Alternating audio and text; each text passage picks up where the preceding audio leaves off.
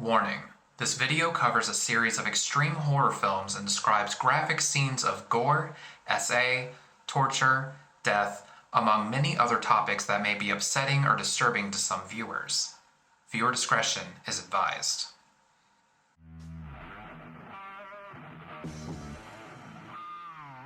Good evening, my name is Dante and welcome back to my channel. If you're new here, I discuss strange and obscure media. Before we start tonight, I want to let you all know that I have officially joined my friend's dream pop project, Depraved. We just released a new single that is up on Bandcamp and will be up on Spotify in the next few days for those of you who are interested in checking it out. Anyway, if you've been around for a minute, you may remember that last year I did a few videos covering slasher movies from the 1980s. Though it's been a while since I've done a video discussing movies, the topic of disturbing cinema has always been one that I wanted to include alongside music. If you're familiar with the creator Wendigoon, you likely know of its extensive Iceberg video, which covers everything from mainstream horror all the way down to gore mixtapes. Scouring that iceberg, various threads on Rate Your Music, and an entire subreddit dedicated to disturbing films, I found myself drawn to the August Underground movies. The August Underground series are an extreme horror trilogy directed by Fred Vogel and Toe Tag Pictures that came out throughout the 2000s,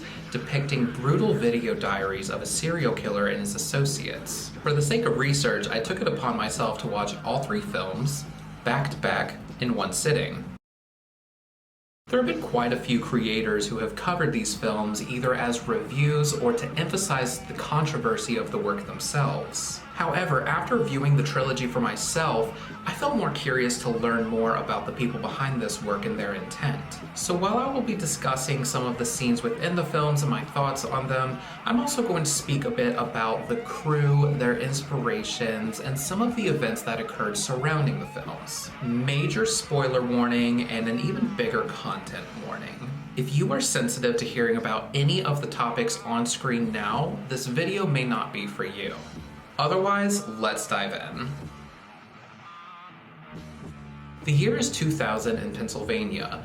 Fred Vogel was in his early 20s and had graduated from the Art Institute of Pittsburgh. He worked as an instructor at Tom Savini's Special Effects program at Douglas Education Center in Monessen, which specializes in gore and monster makeup for horror movies. Fred had grown up as a major horror movie buff and intended to shoot his own zombie flick, but didn't quite have the funds necessary to give it an adequate budget. Meanwhile, some of Vogel's students had special interest in true crime, specifically writing the serial killers and even glorifying them. This gave Fred the idea to shoot a low-budget serial killer film that would depict the gruesome realities of murder. The end goal for Fred was to then use this film as a stepping stone onto larger productions and grow his career. Alongside countless hours spent researching serial killers, Fred also took inspiration from controversial films such as Cannibal Holocaust, Man Bites Dog, and Henry, Portrait of a Serial Killer. He teamed up with co-writer Alan Peters, who was a friend of his at the time, and the two collaborated on depicting the film as the home movies of a pair of murderers. To further add to the film's grotesque realism, they shot entirely on high-8 tapes using Fred's own mini-DV camcorder, then further degraded the quality of these tapes in post-production. The budget for the film was $1,500. Most of the scenes were shot on weekends, as practically everyone involved in the project were locals or friends of Fred who all had regular day jobs. Now, on to the film itself. Fred plays a serial killer named Peter, while Alan documents the events as his accomplice. Most of Alan's dialogue and involvement in the scenes takes place behind the camera. When speaking in the context of the film, I'll refer to Fred as Peter and Alan simply as the cameraman, just to keep things clear. Some of the first scenes of the movie feature Peter and the cameraman torturing a woman named Laura in a basement while her boyfriend is dismembered. I would easily consider the scenes with Laura to be some of the most graphic and vile, featuring mutilation and feces in great detail. Another scene that I found particularly uncomfortable consists of the two men picking up a hitchhiker. They coerce her into exposing herself and performing sexual acts for money, only for Peter to then attack her and leave her for dead. From here, I feel the movie lets up a bit, though it's still far from being an easy viewing experience. An elderly woman played by Fred Vogel's own grandmother, who was 81 at the time, is ambushed and stabbed to death in her home. Next, the pair terrorize a cashier and several customers in a convenience store. Then, a pair of twin brothers are tortured and beaten to death with a hammer in Peter's basement. The final scene is what I would consider to be the most effective in the film. The pair bring two sex workers back to the house to party. For a while, everything seems totally cool. They're dancing, getting stoned, joking around, but we as the viewers know something really bad is about to happen. Inevitably, Peter murders one of the sex workers in the basement. The other sex worker manages to get away, and the film abruptly ends with the men chasing after her, leaving her fate ambiguous. Quite frankly, this final scene could have been a short film of its own. I was honestly pretty impressed with how well they were able to subtly orchestrate a sense of utter dread and tension in those final few minutes. Overall, with Fred's expertise in gore effects, he was able to properly display his skills in a way that was surprisingly subtle, far more subtle than I expected. The only thing that really brought me out of the experience wasn't the nastiness of the murder scenes, but more so the cameraman played by Alan Peters. I understand how his screaming and cackling were meant to come across as demented, but it became pretty obnoxious after a while. Fred's original plan to market the movie was to leave blank tapes of it in random locations for people to come across, taking on a guerrilla marketing approach inspired by the Blair Witch Project. However, after the 9/11 terror attack in 2001, Fred knew this would not be a smart move. Now, if you were expecting August Underground to be an immediate breakthrough film for Vogel, you would be mistaken. In fact, at the time, the movie was pretty detrimental. Fred lost his job at the effects school as backlash for making August Underground, and his collaborator Alan Peters chose not to work with him any further due to the negative reactions to the film. As one could imagine, August Underground also wasn't an easy film to promote or attain distribution for. Fred sent copies of the movie to various distribution companies and magazines, and most of the responses that he received were of disgust or fear that the footage was actual snuff. However, Fred would have some luck when he brought copies of the film to a horror convention and crossed paths with Rodrigo Godinho, the owner of Rue Morgue magazine. Fred gave a copy of the film to Rodrigo, who was so impressed by it that it was featured in an edition of Rue Morgue magazine and marketed on the cover as being the most disturbing film ever made. Rodrigo would also spread the word on August Underground to a fellow gore fanatic known as Killjoy, the vocalist of death metal band Necrophagia. Killjoy got in contact with Fred Vogel and the two had a trade. Killjoy sent a bunch of Necrophagia merch to Fred, and Fred sent him a copy of August Underground that he dubbed onto a wrestling tape. Killjoy was impressed by the gory and horrific film and wanted to hire Fred to shoot a music video for Necrophagia inspired by it. While a music video for the song Rue Morgue Disciple would be a result of this collaboration, they also got a ton of other footage that would eventually become what we now know as the second August Underground film, Mortem. During this period, some new key players became involved in the production. First, we have Jeremy Cruz, a special effects makeup artist who hopped on board to create gore effects for the film. Then there was Michael Todd Schneider, an indie filmmaker who would work as one of the directors and editors. Next was Christy Wiles, an artist who contributed to the writing of the film as well as art direction. These three additional personnel and Fred's at-the-time girlfriend Shelby came together and started what is now known as Toe Tag Pictures, the official production company behind most of Fred Vogel's films. August Underground Mortem is far more intense than its predecessor. While the first film had a sort of simplicity or straightforwardness about it, Mortem delves into outright chaos. Fred reprises his role as Peter, Christy Wiles plays Krusty, Peter's girlfriend, and Michael Todd Schneider plays Maggot, Krusty's brother. All three share lead roles as a trio of serial killers, while Killjoy from Necrophagia makes a cameo in the latter half of the film as a fourth serial killer. The overall delivery of the film is far more an assault on the senses, with louder, noisier audio, shakier camera work, and with more cooks in the kitchen, more chaos ensues. I would definitely say that Mortem is the grossest movie of the three, not only in terms of gore, but in a variety of facets. Let's go through the list. Vomit, graphic rape and maggots, drug overdoses, rotting food, rotting flesh, piercings being ripped out, masturbation with dismembered body parts, and much, much worse. There is also a ton of nudity in this film, and not in a sexy or appealing way. What I felt really added to the intensity of the film is that the relationships between these three main characters are straight up volatile. They'll go from joking around and bonding over their murders to suddenly breaking out in physical altercations. Krusty in particular flies off the handle into screaming rages that at times genuinely comes across as unsettling, but other times I honestly found kind of funny. Pickpockers! Pickpockers! Since you already have an idea of what to expect after the first movie, I'm not going to divulge a whole lot more on what happens in the scenes of Mortem.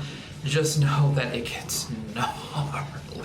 What I will say though is that I feel the ending to Mortem is the peak action of the trilogy as a whole. The high energy of the scenes leading up to the final act accumulates and all hell breaking loose as the three main characters attack one another after murdering a family. I found the overall franticness of this scene pretty effective, and it made me feel genuinely anxious as I watched it. After shooting for Mortem had wrapped, Necrophagia brought Fred on tour with them to shoot a documentary titled Success. Meanwhile, Michael Todd Schneider was left to edit Mortem, and when Fred returned from tour to see the final edit, there were disagreements among the toe tag team on which scenes to keep and which scenes to cut. This ultimately led to Michael Todd Schneider parting ways with Toe Tag, and two different cuts of the film would eventually be released. The official release of Mortem is the cut approved by Fred and the remaining members of Toe Tag, while Michael Todd Schneider released his own cut of the film independently, simply titled The Maggot Cut. I haven't seen The Maggot Cut myself, but it's pretty easy to track down online if you're curious. After Mortem, the folks in Toe Tag stayed productive.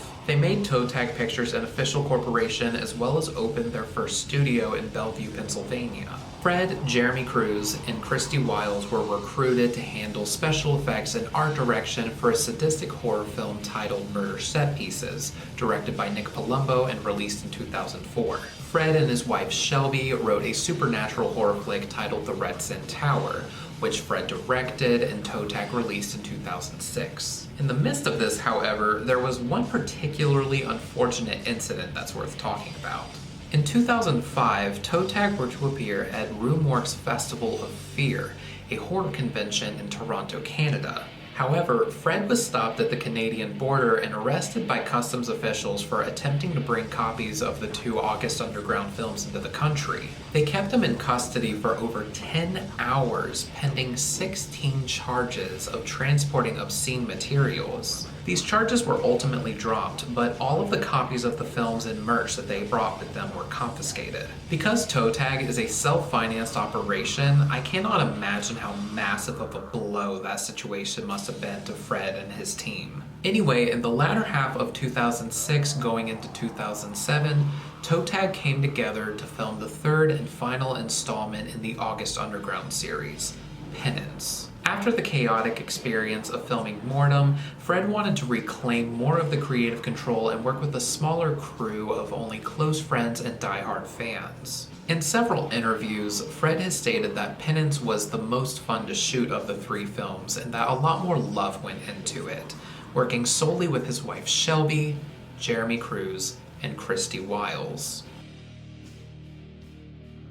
Penance dials back the chaos of the frantic and noisy Mortem into a quieter and more direct approach I find bears more resemblance to the first film. This film had a bigger budget than the previous two films and was shot on a digital camcorder that displays everything in a much cleaner image. Once again, Fred reprises his role as Peter and Christy Wiles reprises her role as Krusty. The first half of the film depicts Peter and Krusty in more of a normal couple role, or at least the most normal a relationship can look in the August Underground series. Moments of them hanging out with their friends or wondering about their daily lives are spliced with gruesome scenes of them committing murders. It was almost pleasant to see the two getting along at first. Anyway, while Penance is a more dialed back film than Mortem, it certainly isn't easier to watch. For example, there is a scene in which Peter and Krusty break into a family's home around Christmas time, and to describe things in terms that won't get this video flagged, the family doesn't survive. It's actually one of the least gory scenes in the entire trilogy, but easily one of the cruelest, and displays the two killers at their most callous. There's a turning point in the film when Krusty begins to feel remorse after Peter murders a pregnant woman. Krusty ends up having a mental breakdown, telling Peter that she wants to die. Peter responds to this by raping her and continuing to kill and torture people. The two end up fighting and despising each other for the rest of the film. The film ends with Krusty choking herself to death, and at the time I wasn't sure how to feel about this conclusion.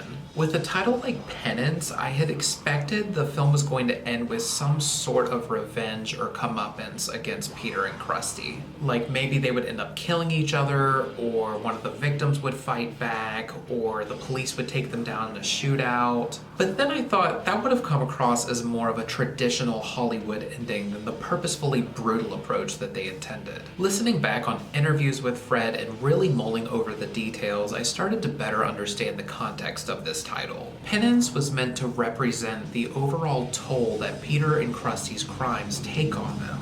Towards the end of the movie, Peter is becoming fatigued and having a harder time stomaching the murders, while Krusty realizes they've gone too far and wants out. So you see a gradual deterioration of the two, and by the end, Krusty is dead, and Peter is left to just keep killing until either he is caught or dies himself. A bleak and nihilistic conclusion to a brutal and uncompromising trilogy. So, with the August Underground series completed, Fred and some of his colleagues would continue to work in film. Alongside the aforementioned Red Sin Tower, Fred, his wife Shelby, and Jeremy Cruz also worked together on several more movies, namely Murder Collection Volume 1, Maskhead, and Cella Turcica. Fred's first film outside of Toe Tag came in the form of a thriller titled The Final Interview, which came out in 2018. Jeremy Cruz ended up moving to Los Angeles and continued to work in special effects for larger productions. Christy Wiles chose to distance herself from Toe Tag and has not had any involvement in their latter works, at least from what I've been able to find. So my final wrap-up about the August Underground trilogy is that, as sick and depraved as these films are, I honestly kind of love them. I have a soft spot for any kind of art that is made with a humble DIY attitude. Listening to the interviews and commentary of Fred Vogel and the Toe Tag crew gave me a lot of appreciation for the heart that was put into making these films. I think a lot of people go into the experience of August Underground with the notion that the people behind it are just as cruel and depraved as the characters and crimes that they're depicting. But upon looking beyond that, you find that these were all young art students and aspiring creatives just having some fun with special effects and creating fake murder scenes. It makes me think about friends I've had who act in haunted house walkthroughs for Halloween. Beyond the props, acting, and fake gore, they're all horror movie fanatics and artsy folks just having a blast and aiming to give you the scary experience you paid to see. Also, going into the series, I wasn't expecting Silence of the Lambs or Hereditary. I went in with the knowledge that they are supposed to be fake snuff films. They are supposed to represent sick-minded people committing the most atrocious acts known to humankind. And I feel that Fred Vogel and Toe Tag Pictures succeeded in delivering exactly that. Whether you enjoy the films or despise them, there is no denying that the August Underground trilogy has left its mark in extreme cinema permanently and will continue to be spoken about for years to come. And with that, this concludes my deep dive into the August Underground trilogy. Let me know what your experience has been with these movies, or if there are other extreme horror flicks that have left an impact on you. If you liked this video, please remember to like, comment, and subscribe. You can also support me by following me on Instagram, TikTok, and Reddit. Otherwise, thank you so much for watching, and I hope the rest of your summer is spent above ground.